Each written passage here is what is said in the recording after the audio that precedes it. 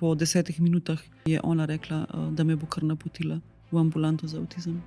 Je rekla, ker je več kot očitno, da kaže vse znake avtizma.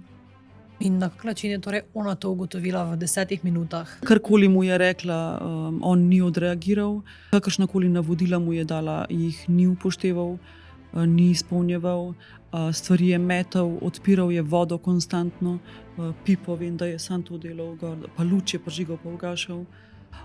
Fizični nemir, nobenega poimenovanja. Vem, da ga je za nekega metuljčka vprašala, takrat bi se recimo že smatrali, da zna poimenovati kakšno stvar, je on ni.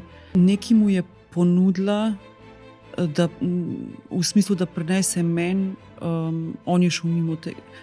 Tako je deloval, da on je bil prisoten fizično, ampak z mislimi pa z vedenjem in kakorkoli drugače je bil pa on v popolnoma svojem svetu.